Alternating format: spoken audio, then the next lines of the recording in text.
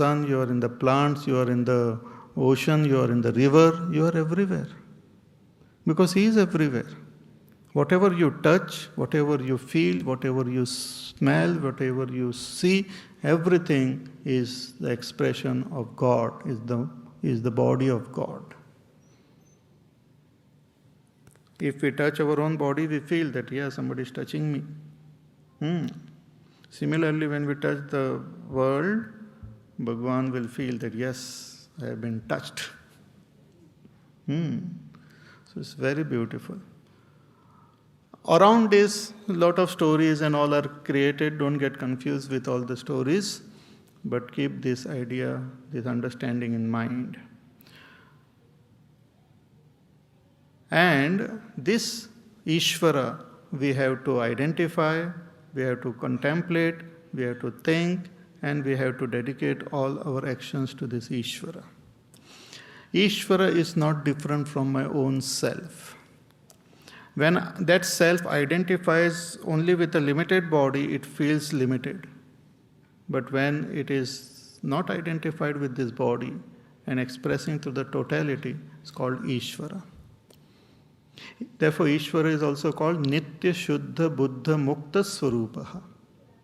He is a cosmic person who is Nitya Shuddha, who is always pure, Nitya Shuddha, Buddha, always intelligent, Mukta, and always free. So enlightened, free, like a Jivan Mukta, is a cosmic Jivan Mukta Purushaha. Ishvara is a cosmic Jivan Mukta. Purusha, I am not in terms of Purusha and Stri, but cosmic personality, free from all impurities. And it is my own self. Just like the ocean, so the wave, when I contemplate on my own nature, I realize that I am water. And when I realize, suddenly I come to know, oh, that other wave is also water. The wave with whom I was fighting all the time is also water. And the wave whom I was loving very much as my own self is also water. In fact, when the wave dies, also water remains. When the wave is born, water remains. Water doesn't die. Water is not born. Water is unborn. Waves are born and waves die. Jivas are born, jivas die. Atma is neither born, Atma doesn't die. So keep this in mind. So Prakritim Swam Adhishthaya Sambhavami Atma Mayaya. Now the question is that why and when does Bhagavan take this avatar? Because this whole world is there, Bhagavan's body, and Bhagavan is all the time there. So why he has to come in a particular form, a small form? All forms belong to God. My body is God's body, your body is God's body. So why he has to take a particular form? What is the need and when does he take this form? That is now revealed in this very famous verse. You might have heard it many times. Yada yada hi dharmasya glanir bhavati bharata abhyutthanam adharmasya tadatmanam shrujamyaham yada yada hi dharmasya glanir bhavati bharata abhyutthanam adharmasya tadatmanam shrujamyaham. Bhagavan says that yada yada hi dharmasya glanir bhavati bharata. Whenever there is a decay in dharma, the path of righteousness, He Bharata, He Arjuna, and abhyutthanam adharmasya, and whenever there is rise in unrighteousness, tada atmanam shrujami aham. During that time, I manifest myself in a particular form, special form I take.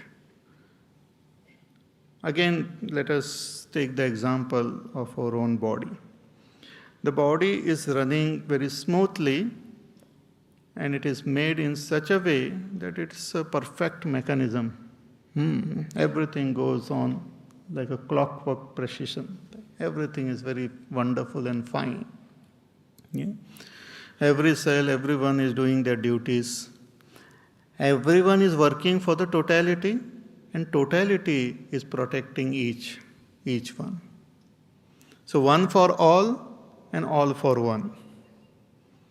Yajna Bhavana, which we have seen in the 3rd chapter, that Yajna Bhavana we will see perfectly happening in our own body.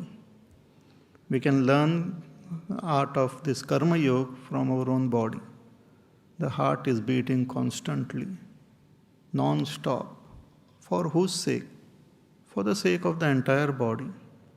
What does it get? Nothing. It doesn't have any ulterior motive. Doesn't have any this recognition that I should be given recognition. Aapke mathe pe likh do, I love my heart or something. Nothing like that. It just works and works and works for the sake of the totality. And when each and every organ works properly, sincerely, the whole body functions well and things go on properly. No problem. But this whole body is sometimes, at times, it undergoes some problem or some situation comes when things don't work normally. Yeah? During that time, the intelligence of the body has to manifest in a particular form to take care of that situation. Special type of blood or special type of enzymes are secreted. Some fear is there, then some special thing gets secreted. That fellow can face the situation. I don't know, you can contact doctors and all for further details. Impure, we keep on eating, cut pakode khao, kachode khao, ye khao, wo khao. And to digest it, the body has to struggle like anything. Keep on drinking all sorts of soft drink, hot drink, this drink, that drink. It has to purify. I think 80% or 90% things which we eat and consume are not required by the body. Body says, "Kyun khama ka kachori pakode kha rahe ho?" But we don't listen to it. Just kha lete hai. So it has to then take care. The blood has to be purified. All the things has to be taken care of. Every particle it is they take care of it. The kidneys function. The this function. I don't know where it is, but all these things function. But at times things go wrong. It manifests in a particular form. Sometimes even the whole body becomes feverish. It starts shivering and all. So you see the manifestation of that intelligence in the entire body. Or if some cut or thing is there, only that portion we find some pus or something coming and all taking care of that portion. So at times we find the intelligence of that body manifesting and controlling the entire body. It's called Purna Avatar. Or sometimes it just takes Amsha Avatar. Thoda sa kaam idhar karke chale jate.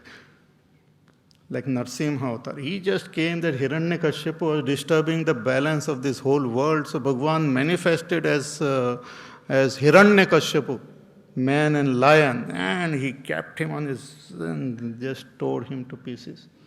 And he went. But when he manifested as Ram or Krishna, he was born.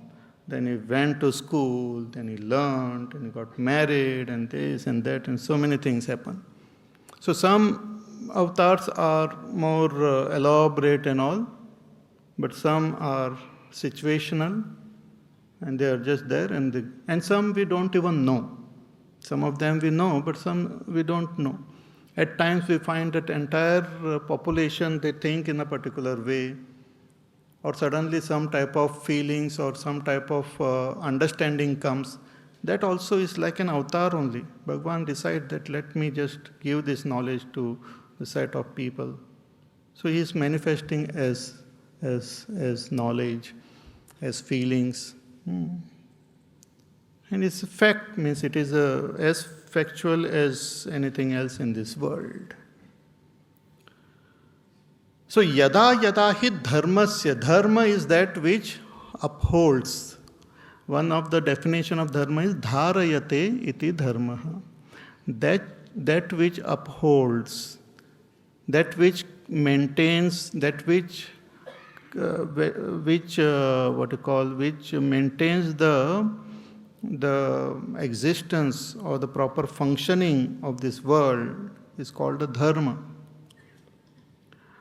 Body is performing all its activities properly, that is the dharma of the body. Disease is adharma, like adharma is taken over. Therefore that word disease also is very good. Ease, we go little away from ease. It's called disease. In Sanskrit also we use the term for health, what? Swasthya. Swasthya means established in our own self. Swa में ही जब हम स्थित हो जाते, अपने ही nature में when we are seated, that is called swasthya, is healthy. But when we go little away from nature, when we do something against nature, then it is called ill health, unhealth, sickness. And whenever sickness happens, then the special manifestation takes place. Similarly, the whole world is functioning in its clockwork precision. And in fact, except human being, all the beings, other beings like animal, birds, plant, if they alone are there, there is no adharma. Everything is happening according to the natural laws. But human being is given this choice. They are given this intelligence. We have the ability to choose. And since we have the ability to choose, we have ability to choose wrong thing also. That is called ability. If suppose somebody gives me pocket money, my parents give me pocket money, and they say you use it properly, utilize it properly, but I have the power to utilize it wrongly also. But they give when they say, oh, ye to abhi bada ho gaya bachcha, let me give him pocket money. But that can be misused. Similarly, this intelligence, choice is given to us, it's like a pocket money given to us by God. He says, usko अच्छी तरह से इस्तेमाल करो. But we are smarter than God. गड़बड़ कर लेते हैं. And that creates imbalance. And whenever such imbalance happens, God manifests in a particular form to set it right. Sometimes this manifestation of God we see in the form of some beings, human beings also. Even great saints are avatars of Bhagavan. A need comes and that person manifests in that particular form to set things right. It's a need of the totality. Even when there is agitation in the society or in the nation, there's a need for somebody to take charge of the situation. So that need, that person just comes up and takes care of that. That's also like Bhagavan's avatar. So yada yada hi dharmasya glanir bhavati. Glani means like a person, a healthy person also sometimes feel little weak. Weakness come in the body, feels little, what you call that, chakkar आने लगता है. उसको ग्लानि बोलते हैं ना, ग्लानि आ गई उसमें. Similarly, this dharma doesn't get destroyed, but बीच-बीच में उसमें ग्लानि आ जाती है. It becomes little weak. When all of us, we don't follow our duties, when we don't fulfill our responsibilities, which are with respect to ourselves and the world around us, then that is called glani. Bhagavan manifests in a wild way also. Even some of the natural things which happen, it's like expression of Bhagavan's avatar only. Sometimes he takes avatar as an earthquake, sometimes he takes avatar as tsunami. These are also natural phenomena.